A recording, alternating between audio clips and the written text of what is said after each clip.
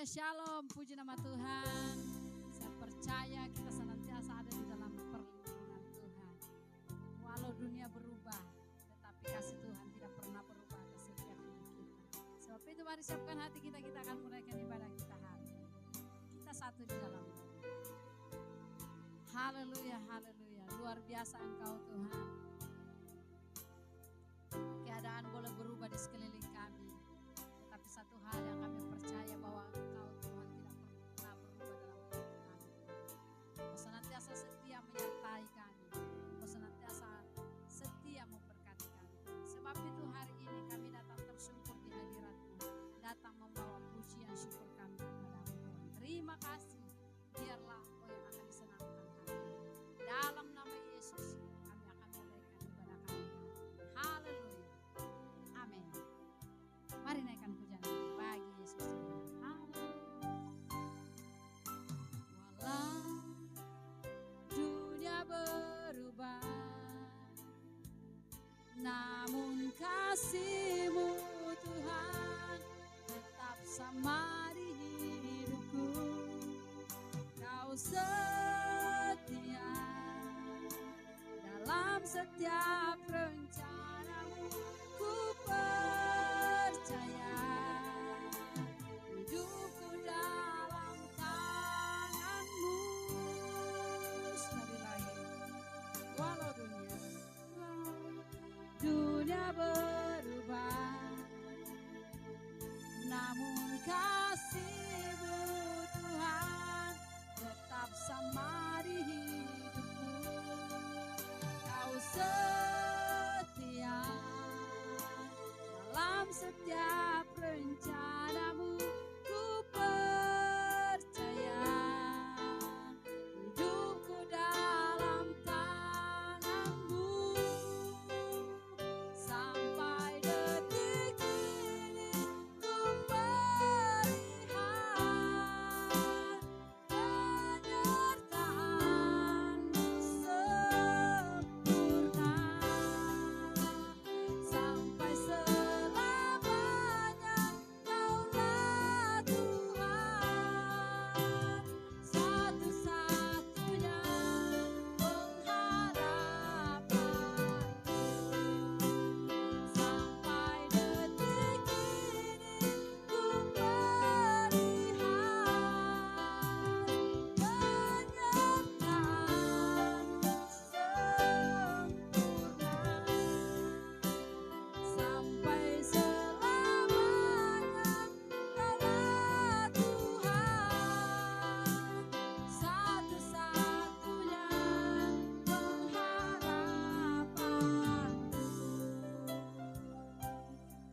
Biarlah pengharapan kita hanya kepada Tuhan. Walau dunia berubah, namun kasih-Mu Tuhan tetap sama di hidupku. Kau setia dalam setiap rencana-Mu. Ku percaya hidupku dalam tangan-Mu. Sampai detik ini ku melihat penyertaan-Mu sempurna. Sampai selamanya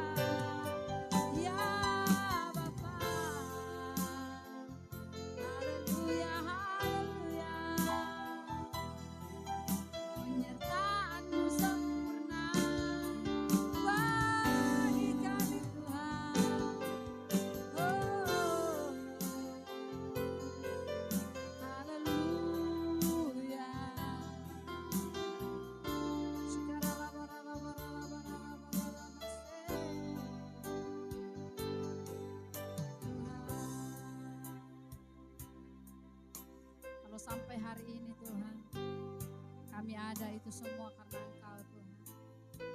Kalau sampai hari ini, detik ini Tuhan, kami masih boleh melihat penyertaan yang sungguh sempurna atas hidup kami. Sebab itu Tuhan, kami sangat bersyukur memiliki Yesus dalam hidup kami. Senantiasa setia menyertai langkah hidup kami. Haleluya. Sikaralaba karalaba sikaralaba karalaba sikaralaba sampai detik ini ku melihat penyertaan-Mu sempurna sampai selamanya. Kaulah Tuhan, satu-satunya pengharapanku. Sampai detik ini ku melihat penyertaan-Mu sempurna sampai selamanya. Kaulah Tuhan, satu-satunya pengharapanku. Bersamamu ya Allah, bersamamu ya Tuhan. Aku sanggup berjalan dengan sayap-Mu, ku kan terbang tinggi. Bersamamu aku menang. Mari angkat tanganmu dengan iman percaya. Bersamamu Tuhan, bersamamu ya Tuhan. Aku sanggup berjalan dengan sayap-Mu, ku kan terbang tinggi. Bersamamu aku menang. Oh, bersamamu, bersamamu ya Tuhan. Amin.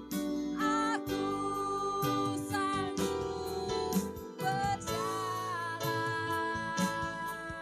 dengan sayap-Mu, ku kan terbang tinggi. Bersamamu aku menang. Dengan sayap-Mu, ku kan terbang tinggi. Bersamamu aku menang. Dengan sayap-Mu, ku kan terbang tinggi. Bersamamu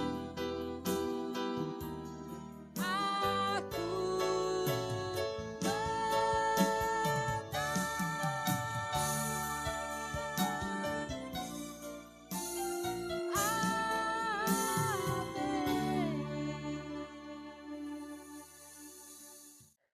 Haleluya, haleluya, shalom. Puji Tuhan bisa berjumpa lagi dalam pelayanan online LOB Ministry. Sebelumnya kita mendengarkan firman Tuhan, marilah kita berdoa.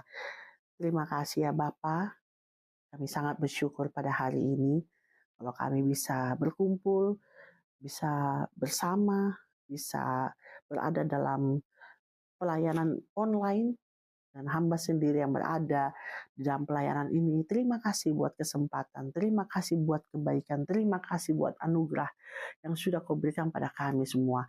Hari ini kami dalam keadaan baik, dalam keadaan sehat, walaupun ada yang mungkin yang sakit atau apapun, tapi sangat bersyukur kalau kami bisa berada di dalam ibadah pelayanan-pelayanan online ataupun offline.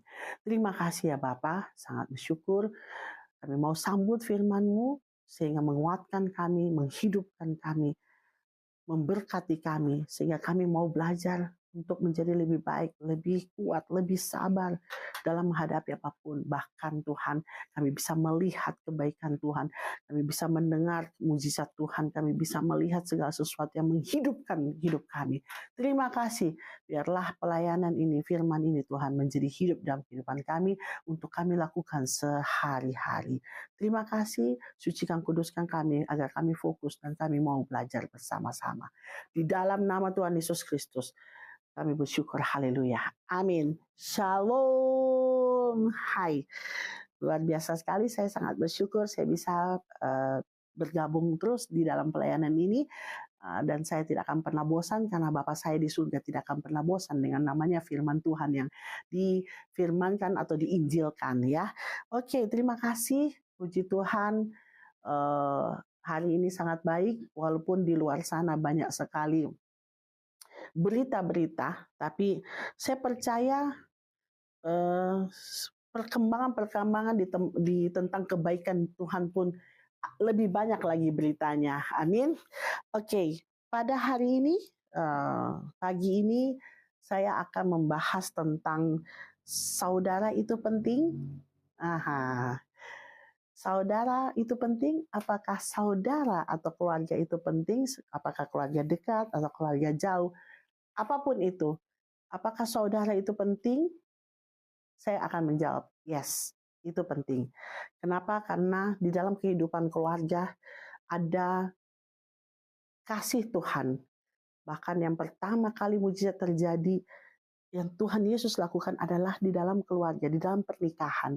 Tentunya itulah kasih Yesus yang mana diberikan kepada kita, anugerah, yaitu yang paling utama adalah di dalam pernikahan, di dalam membangun bahtera keluarga. Jadi Bapak Ibu Saudara, saudara itu penting. Oke, sebenarnya awal yang membuat saya mengambil tema ini adalah pada waktu kemarin saya didatangi oleh seorang ibu wanita, belum terlalu tua sih. Terus dia sambil kerja, terus sambil saya lagi kerja, dia datang, permisi, apakah saya bisa sambil kerja, sambil ada yang saya mau bahas, karena saya tahu ibu sibuk, gitu katanya kan. Jadi saya bilang, oh ya nggak masalah. Ada apa, nggak usah basa-basi, langsung aja, ada apa. Begini Bu, jadi saya ini ada sedikit problem dengan keluarga, ya. Jadi saya ini seakan-akan itu kayak dimusuhin, terus ada aja dicarikan gara-gara, terus kadang saya diceritakan di belakang saya langsung senyum-senyum nih. Apakah ada yang seperti itu? Oke, tapi ingat baik, sebenarnya kehidupan seperti ini selalu ada di dalam setiap keluarga. Jadi bukan hanya saya, bukan hanya kamu, bukan hanya juga ibu yang kemarin ketemu dengan saya. Jadi saya langsung senyum. Saya bilang, saya senyum, terus saya sudah tahu nih. Terus, apakah saya harus mengampuni, Bu? Saya sudah sakit loh. Gitu. Terus saya bilang gini, oke, mengampuni itu penting. Karena kita orang Kristen. Kristen kan? Iya. Tapi saya sudah nggak tahan. Rasa-rasanya kepingin saya, gitu loh. Terus saya bilang, iya semua seperti itu. Saya juga. Akhirnya saya juga mengatakan, saya juga mengalami itu, Bu. Bukan cuma kamu aja. Saya punya ipar juga, saya punya saudara juga. Saya punya keluarga dari suami saya juga. Iya kan? Kebetulan saya duluan lahir dari dia, terus kebetulan juga saya duluan nikah gitu. Jadi cuma temponya berbeda. Ya tentunya pasti banyak beberapa juga yang mengalami pengalaman ini ya. Tapi ini adalah bagi saya ya, Bapak Ibu Saudara, ini adalah masalah yang sehari-hari memang kita bisa dapat di dalam keluarga. Umumnya seperti itu. Tapi ini bukan hal baru. Tapi saya bilang sebagai orang Kristen, kita harus mengampuni. Kenapa? Karena Bapak kita di surga, saya jawab dia. Kenapa? Bapak kita di surga itu ngajarin kita. Di dalam doa Bapak kami itu ada. Dan ampunilah kami yang melakukan kesalahan dan kami juga mengampuni orang yang pernah bersalah kepada kami. Dan itu sudah ada dalam pengajaran kita. Jadi mengampuni itu sangat penting. Bahkan Yesus juga mengampuni kok.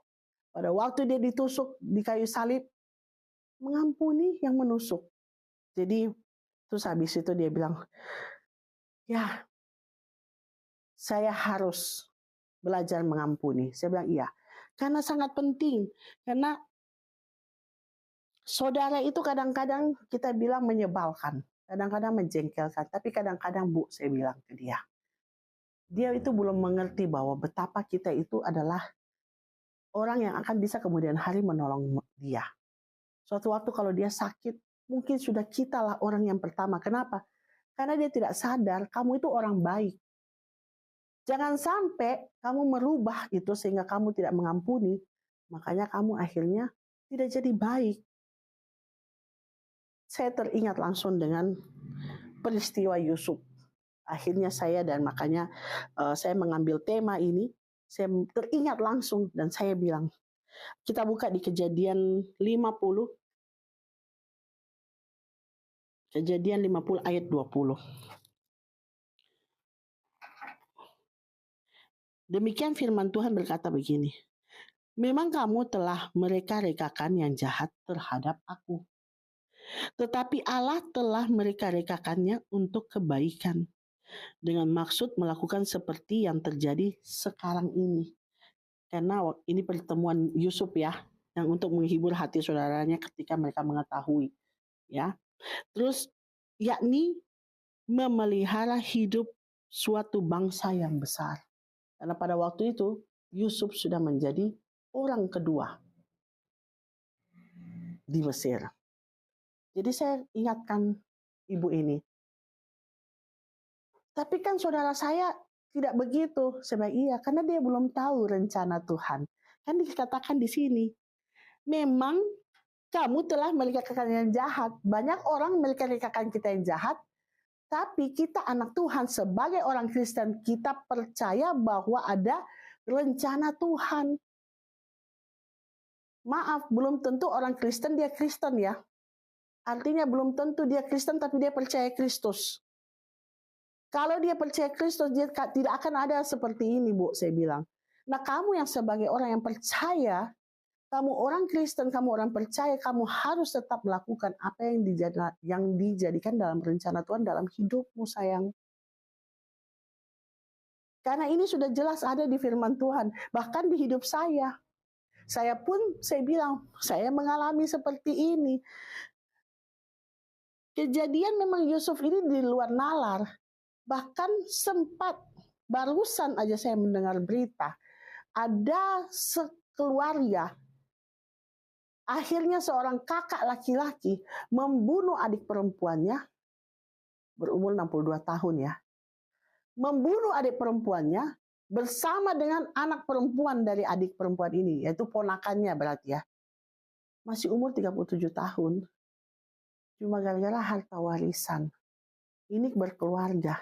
Yang terjadi juga dengan Yusuf adalah saudara yang tadinya mendengar mimpinya langsung ada timbul sehingga ingin melakukan sesuatu yang jahat kepada dia. Kehidupan sekarang ini yang saya dengar dari berita masih daerah Jawa Timur yang mana seorang kakak membunuh adik perempuannya. Padahal kalau mau dipikir berarti dia yang dimati itu 62 tahun. Kakaknya berarti harusnya lebih tua dari dia.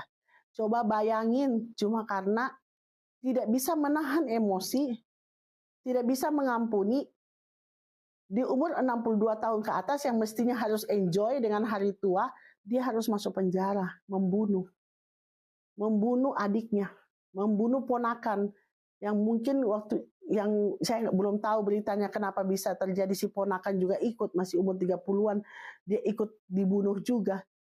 Apa nggak tahu dia kenapa tiba-tiba ada di situ kah? Atau bagaimana kah? Kok bisa keikut juga? Kasihan, masih muda, 37 tahun. Ya bukan berarti saya bilang yang 62 tahun pantas meninggal, maaf. Bukan, maksudnya di umur 60 lebih itu mestinya dia enjoy masa tuanya. Dia tidak lagi melakukan dosa, dia tidak melakukan hal. Yang pasti kan masuk penjara. Hidup di penjara itu nggak enak. Tapi kadang-kadang manusia, Karena dia tidak bisa menahan, dan dia tidak bisa mengampuni, dia tidak bisa mengasihi. Dia melakukan hal yang tidak lagi masuk akal, tidak ada dalam nalar. Akhirnya apa? Tidak lagi menjadi manusia yang benar. Bapak, Ibu, Saudara, dari kejadian-kejadian ini saya langsung teringat lagi bahwa ini sudah menjadi makanan hari-hari dalam kehidupan dunia. Karena kenapa? Kadang-kadang orang berpikir saudara itu sudah tidak penting lagi. Haleluya. Bapak, Ibu, Saudara, adik-adik, ingat yang masih muda. Saya kasih tahu anak saya, jangan pernah kamu bertengkar. Sesama saudara jangan pernah bertengkar. Karena kamu harus tahu ketika kamu bersaudara bersatu, kamu akan mempunyai suatu kekuatan yang hebat. Dalam bisnis, usaha, pekerjaan, kamu bisa menjadi merger untuk bisa jadi pengusaha-pengusaha yang hebat. Kenapa? Karena satu aja bisa hebat, apalagi kalau 3, apalagi kalau 4, saling kerjasama, ya. Walaupun mungkin tidak sama bidang usahanya atau pekerjaannya, tapi ketika kalian bersatu, ada kebahagiaan, ada kebaikan, ada kasih. Saya yakin percaya berkat Tuhan itu mengalir terus dalam kehidupan keluarga ini. Bapak, Ibu, Saudara, saudara ini penting. Orang sudah dalam keadaan marah. Sudah keadaan yang tidak menyenangkan. Sehingga mereka sanggup melakukan hal-hal yang tidak benar. Apalagi dalam keadaan sadis. Saya pernah mendengar cerita seorang cucu memotong seorang neneknya. Cuma gara-gara uang jajan. Ada juga kakak beradik saling pakai parang. Hanya gara-gara semeteran tanahnya dia terambil. Kadang-kadang kita berpikir ini sudah di luar dari nalar, Bapak, Ibu, Saudara. Saya mau memperingatkan. Kadang-kadang hal-hal yang membuat kita ini berbuat yang tidak manusiawi lagi itu karena kenapa? Karena ada iri hati. Iri hati ini adalah yang paling berbahaya.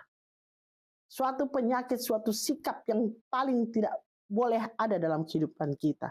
Bapak, Ibu, Saudara, saya belajar. Saya belajar menekan kedagingan saya. Saya menekan keinginan saya. Kita ini pikul salib. Pikul salib itu bukan berarti, pikul ya Bu Jacqueline, ambil barang, kasih beban, terus kita pikul. Bukan seperti itu. Pikul salib itu adalah kita menerima penderitaan. Kita melepaskan kedagingan kita. Pikul salib itu adalah kita mengampuni orang lain. Mengasihi. Kalau ada saudara yang bilang begini, kok kenapa ya cuma saya terus yang jadi berkat? Kok kenapa ya saya yang harus menanggung semua beban keluarga? Kok kenapa? Maaf, jangan marah. Seperti Yusuf tuh nanti. Ya, hal-hal yang membuat kita berbuat yang tidak manusiawi karena ada iri hati. Coba perhatikan di Kejadian 37. Ya, Kejadian 37 awal memulainya. 37 ayat 11. Maka iri hatilah saudara-saudaranya kepadanya, tetapi ayahnya menyimpan hal itu dalam hatinya. Artinya pada waktu Yusuf mulai menceritakan, kadang-kadang memang gini, kita sudah ada bekerja lebih keras dari yang lain, saudara-saudara yang lain melihat. Akhirnya timbul iri hati. Ini bisa menjadi salah satu penyebab. Maaf saya tidak menyinggung, tapi ini fakta. Saya buka bukan karena saya ingin olok-olok. Saya ingin mencegah supaya Bapak, Ibu, Saudara, dan keluarga-keluarga yang di luar sana itu bisa bersatu dengan harmonis, dengan penuh kasih. Sadar bahwa tengok kiri kanan. Apakah keadaan kita seperti ini? Apakah keadaan keluarga kita, silaturahmi kita, hubungan darah kita ini masih baik atau tidak? Kalau lagi tidak baik, tolong segera selesaikan. Tolong segera saling berpelukan, saling minta maaf. Karena kenapa? Saya mau ingatkan Bapak, Ibu, Saudara, hai para saudara, kamu lagi dalam rencana Tuhan yang baik dan benar. Kamu berada dalam rekaan-rekaan kebaikan Tuhan untuk masa depanmu. Segeralah kamu bersatu kembali dengan keluargamu. Karena kalau tidak, kamu akan menghancurkan segala rekaan Tuhan yang baik. Kamu menghancurkan rencana-rencana Tuhan. Amin. Yuk, iri hati dimulai dari apa? Iri hati, Bapak Ibu Saudara. Kadang kita melihat orang lain lebih berhasil. Mulailah kita lihat. Ayo, kalau dia lebih berhasil, kita harus cari tahu bagaimana caranya supaya sama-sama kita berhasil. Saya minta maaf, keluarga saya dari berkeluarga 4 bersaudara. Saya minta maaf, saya yang diberkati, yang diberikan istilahnya, saya diberikan kesempatan untuk bisa bekerja keras. Saudara saya yang lain tidak. Tapi bukan berarti mereka tidak terlalu bagaimana berusaha, saya bisa meremehkan mereka. Dan mereka pun bukan berarti karena saya berkelebihan, mereka mau iri hati dan merencanakan hal buruk. Saya sangat bersyukur saya punya keluarga seperti kakak-kakak saya dan adik-adik saya. Mereka malah mengatakan, kami bangga punya adik yang pekerja keras seperti kamu. Dan saya juga bangga punya keluarga, walaupun mereka pas-pasan, tapi mereka tidak punya hal-hal pikiran negatif kepada saya. Dan sampai hari ini kami sangat harmonis. Kami saling membantu. Tidak ada satu yang lain saling olok-olok dan segala macam, nggak ada. Karena saya sudah praktek, Bapak Ibu Saudara. Kalau saya belum praktek, saya nggak mungkin khotbah ini. Saya sudah pernah menjalani kehidupan di mana saya dikerjain segala macam, dibuat masalah, diatur. Bahkan saya pernah dikirim santet ya. Tapi saya melihat rekaan Tuhan untuk keluarga saya selalu mengatakan, Tuhan, aku percaya kepada Engkau. Aku percaya pada Engkau, Engkau akan menyertai aku. Jadi saya nggak pusing. Orang kirim saya santet, ada saudara yang kirim saya santet. Ya, saya hanya bilang, kuasa Tuhan saya yang lebih besar. Amin. Yang kedua, hal-hal yang membuat kita berbuat tidak manusiawi karena apa? Kita rasa membenarkan perbuatan kita. Di ayat 37 20 dikatakan begini. Sekarang ini marilah kita bunuh dia dan kita lemparkan ke dalam salah satu sumur ini, lalu kita akan katakan seekor binatang buas telah menerkamnya, dan kita akan lihat nanti bagaimana jadinya mimpinya itu. Ketika kita sudah tidak manusiawi lagi, yaitu apa? Ketika kita sudah merasa apa yang kita lakukan itu sudah benar. Padahal orang lain yang melihat itu tidak benar, tapi karena dia merasa benar, dia melakukan ini. Ini ciri-cirinya. Jadi kalau ada yang sudah merasa seperti ini, tolong bertobatlah. Bertobatlah. Kalau saya selalu bilang begini, tolong kalau ada cermin ukuran 1 meter, 1 kali 2 meter, tolong di depan cermin berkaca. Cek apakah kita masih baik-baik saja atau tidak. Saya minta maaf, bukan saya sok benar, sok baik, tapi karena saya pernah mengalami. Rugi kalau kamu bertengkar dengan saudara. Rugi. Kenapa? Orang yang kamu celakai, orang yang kamu iri hati, orang yang kau ingin selesaikan, kamu ingin bunuh mungkin untuk menjauhkan dia. Suatu waktu saya minta maaf. Sudah saudara kamu itu yang akan menolong kamu. Dan kamu akan dipermalukan. Walaupun mungkin tidak dipermalukan, kamu malu sendiri karena kamu menyesal pernah mencelakai saudara kamu. Saya memegang firman. Makanya saya menekan kedagingan saya, menekan keinginan saya, egois saya tekan. Dan I got it. Saya berhasil. Saya minta maaf apapun yang orang lakukan sama saya ketawa aja. Maksudnya saya bilang gini dalam hati, nanti lu capek. Lu akan capek. Gitu loh. Jadi ya, oke. Hal lain lagi. Hal yang membuat kita bisa berbuat yang tidak manusiawi lagi. Karena apa? Karena kita merasa tersakiti. Kadang-kadang ya, dia yang menyakiti orang, tapi dia merasa dia yang tersakiti. Padahal orang lain tidak melakukan itu. Saudaramu tidak melakukan itu. Tapi karena kamu sudah ada dari awal, sudah punya iri hati, sudah punya perasaan yang benar, bahwa apa yang, iya dia melakukan ini kepada saya. Padahal saudaramu itu tidak lakukan itu kepada kamu. Tapi kamu yang tersakiti. Halo. Ada satu keluarga, akhirnya mereka saling maki-memaki. Saya punya telinga bising saya dengar. Ya, udah kata-katanya saya langsung bilang. Tadinya saya masih iya, berapa kali konseling masih saya iya. Terakhir saya sudah bilang, minta maaf. Tolong tidak ada lagi kata seperti ini. Karena kamu itu anak Tuhan. Iblis itu tepuk tangan. Tapi perasaan kalau sudah begini kebangetan itu bukan iblis. Kayaknya iblis itu sudah pensiun. Manusia yang brengsek. Udah manusia yang benar-benar gak benar. Mengatasnamakan lagi iblis. Padahal sudah dia yang ingin melakukan itu. Tolong jangan ada kata-kata makian. Karena itu akan membiasakan dirimu. Kamu telah merubah rencana Tuhan dalam hidupmu. Kamu berada di lingkungan keluargamu karena kamu akan menjadi lilin sebagai terang dunia. Yang menerangi keluarga. Tapi karena kamu tidak tahan, akhirnya apa? Kamu tersakiti dan akhirnya kamu menyakiti. Tuhan kita tidak pernah menyakiti. Tuhan kita mengasihi.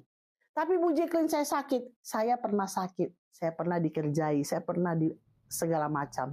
Saya puji Tuhan 20 tahun saya bisa jalan. Saya hanya punya penyertaan Tuhan. Saya pernah mengalami di mana suami saya tidak membela saya. Saya pernah mengalami banyak hal di dalam rumah tangga. Tapi saya pegang janji Tuhan.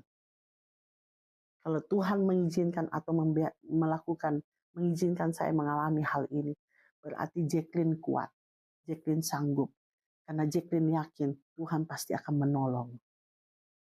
Amin. Kadang kita sudah merasa kita yang tersakiti.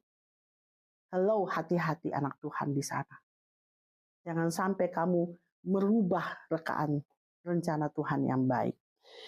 Hal yang membuat kita bisa berbuat yang tidak manusiawi itu hidup seperti tidak berpihak kepada kita.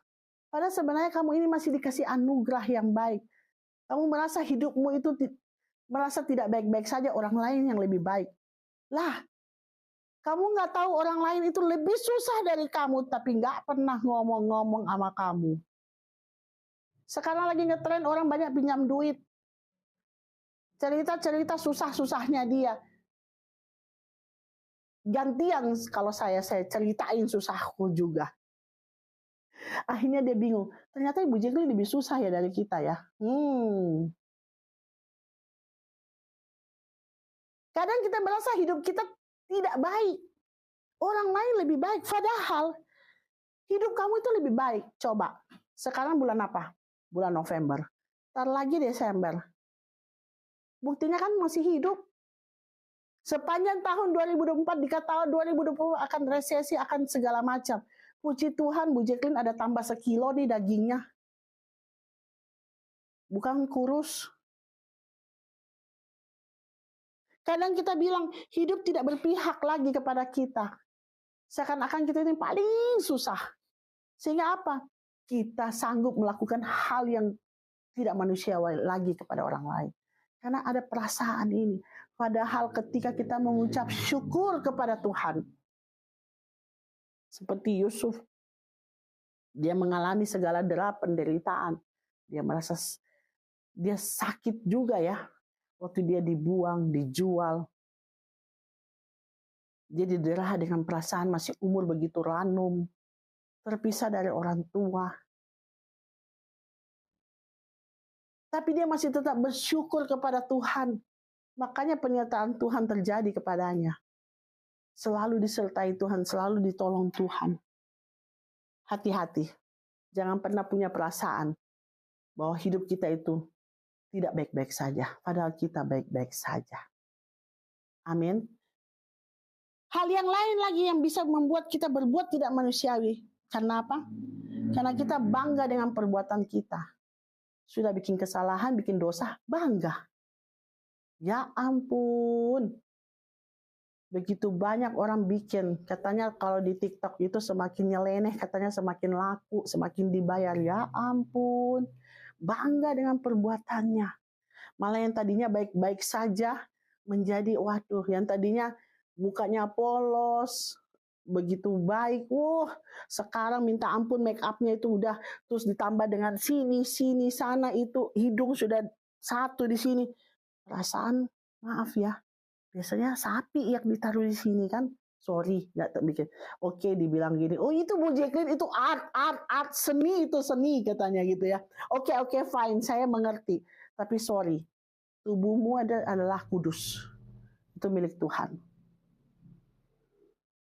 Digambar serupa dengan Allah. Setiap dari kita. Jadi tolong hargai dan cintailah tubuhmu. Ya, hal-hal yang membuat kita tidak manusiawi perhatikan baik. Yang sehingga membuat kita apa? Keluar dari rekaan Tuhan, Bapak Ibu Saudara. Oh haleluya. Saudara itu penting, keluarga itu penting. Tolong jaga hati kita. Tolong jaga perkataan kita. Tolong jaga kita punya mata dan telinga ini. Tolong jaga kehidupan dalam kekudusan. Tolong jaga ucapan syukurmu dengan Tuhan. Sehingga apa? Kamu tidak akan mengalami hal-hal yang tidak benar ini. Padahal ada rencana-rencana Tuhan yang Tuhan lakukan untuk kita. Sama seperti yang terjadi dalam kehidupan Yusuf. Dan sama itu juga terjadi ke dalam kehidupan saya. Saya terlalu yakin dengan apa yang Tuhan rencanakan ke saya. Yaitu apa? Pada waktu saya mengalami masalah, pada waktu saya mengalami tekanan, pada waktu saya mungkin dimusuhin sama keluarga, pada waktu saya diderah dengan saya seperti ibu yang tadi saya bilang datang berkonseling dengan saya, apakah saya harus mengampuni atau saya harus melawan karena saya sudah nggak tahan. Tapi dengan baik, ada rencana Tuhan yang baik buat kita. Apa? Mempersiapkan diri kita, mempersiapkan hidup kita yang akan lebih baik, mempersiapkan mental kita, mempersiapkan secara fisik. Pada waktu Yusuf dijual sebagai budak, sebenarnya itu ada fisik yang mungkin dia tidak pernah kerja dari orang tuanya. Tapi Tuhan persiapkan, karena dia akan menjadi leader, Bapak Ibu Saudara. Dia akan menjadi orang kedua di dalam pemerintahan sebuah kerajaan Mesir yang pasti sangat terkenal, ya, untuk menjadi seorang hebat yang bisa menanggung. Dan apalagi terjadi adalah apa? Dia bisa memberikan makan minum untuk keluarganya. Padahal dia sudah dibuang. Secara fisik dia dibuat sebagai laki-laki pemuda yang kuat. Karena dia jadi budak. Bapak Ibu Saudara kan tahu kalau jadi budak, adik-adik kalau saya jadi budak gimana? Kamu disuruh minta tolong sama mama kamu aja. Bersihkan kamarmu, ngomel. Bagaimana kamu akan menjadi seorang laki-laki atau wanita yang hebat? Diminta bantuan, mama kamu melatih kamu untuk bersihkan kamarmu aja udah ngomel. Yang gitu. Padahal itu adalah latihan kamu. Dipersiapkan kamu untuk menjadi seorang laki-laki yang hebat, seorang wanita yang siap untuk berumah tangga nanti. Jadi Yusuf waktu itu dipersiapkan, kita dipersiapkan untuk hidup yang baik, untuk dipersiapkan secara fisik kita, untuk dipersiapkan secara mental, dan juga apa? Dalam hidup di dalam penyertaan Tuhan. Kita akan melihat banyak hal di dalam setiap masalah, di dalam setiap tekanan, di dalam setiap gelombang kehidupan, selalu ada penyertaan Tuhan. Karena terbalik dengan yang tadi yang saya jelaskan, bahwa apa? Merasa hidup tidak berpihak kepada kita. Tapi kalau kita mengikuti rencana Tuhan, kita akan melihat bahwa sebenarnya kita hidup di dalam penyertaan Tuhan. Jadi, kalau ada masalah di dalam keluarga, ampuni, ngalir aja, dijalankan. Menghindar sedikit-sedikit boleh. Kadang kita sudah tidak bisa menghindar, ya mungkin kita kena semprot sedikit. Dapat dengar gosip-gosip di luar yang diakibatkan oleh saudara kita mungkin, atau keluarga kita. Gak apa-apa, itu lagi Tuhan persiapkan mental kita. Mental untuk kuat, mental untuk tidak membalas, mental untuk tidak mencaci maki, mental untuk tetap mengampuni. Karena Yusuf melakukan itu. Karena dia mengerti ternyata rencana Tuhan begitu besar buat dia. Pekerjaan Tuhan itu tidak pernah mustahil, semua menjadi mungkin. Dan selalu menang, berhasil, penuh dengan mujizat. Dan membuat apa? Orang terheran-heran. Ini part yang saya paling suka. Yes! Apalagi kalau mulutnya gini, hah? Kok bisa? Hah? Sekarang dia jadi gini ya? Hah? Artinya apa? Dia berhasil. Saya percaya ketika keluarga kamu ada salah satu yang bisa jadi konglomerat, pasti kamu bangga. Semua buru-buru bilang, itu saudara aku.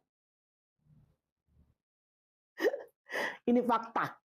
Maaf kalau saya ketawa. Ini fakta. Yang tadinya, aduh, dulunya dia gini, mulutnya gini. Nah, ketika yang dibicarakan berhasil 10 tahun kemudian, berhasil 20 tahun kemudian, dia langsung, saudaraku itu saudara saya, this is my family. Nah, gitu loh. Biasa itu manusia tuh. Tapi ingat baik Bapak Ibu Saudara, jangan salah. Karena itu saudara kamu mengikut dalam rencana Tuhan. Amin. Makanya dari itu, sangatlah penting. Hubungan keluarga itu harus baik. Karena kita tidak pernah tahu rencana Tuhan di depan sana apa. Tapi saya mau kasih tahu sebagai orang Kristen, kita sangat tahu rencana Tuhan adalah yang terbaik. Amin. Maka dari itu mari kita buka di Kejadian 50 ayat 21, part yang paling saya suka. Dan juga sebagai penutup, dikatakan begini. Ini Yusuf nih yang bilang, karena pada waktu itu saudara-saudaranya udah takut banget. Ya, dia takut sekali jangan sampai Yusuf mau balas dendam. Tapi dasar memang kita sebagai orang Kristen, kalau kita punya dasar pengampunan, kita punya dasar untuk mengasihi, keren banget. Saya suka jawabannya. Kejadian 50 ayat 21 dikatakan begini. Jadi janganlah takut, aku akan menanggung makanmu dan makan anak-anakmu juga. Demikianlah ia, maksudnya Yusuf, menghiburkan mereka dan menenangkan hati mereka dengan perkataannya. Haleluya, saya tepuk tangan banget. Sudah disakitin, udah dibuang, udah dijual. Tidak ada yang melihat dia. Dia hidup hanya dalam kesendirian, 2 tahun di penjara. Malah orang lain yang dipakai untuk mengangkat derajatnya. Tapi itu semua dalam rencana Tuhan. Amin. Siapa yang mau nyangka kalau ternyata Yusuf yang akan menanggung semua makanmu. Saya suka sekali. Jadi kalau ada Bapak Ibu Saudara, kalau kamu menjadi orang terpilih, jangan pernah mengeluh. Jangan kamu marah. Why me? Kenapa saya? Kalau saudaramu mungkin mendera kamu, saudaramu menyakiti kamu, ampunilah dia mulai sekarang. Berdoalah dia, buat dia. Doakan, sebut namanya dalam doamu. Dan belajarlah kamu mengampuni. Saya pernah mengampuni.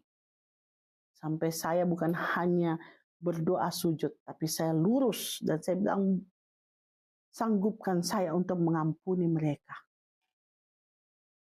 Dan ternyata Tuhan itu dahsyat. Saya kuat sampai hari ini. Dan saya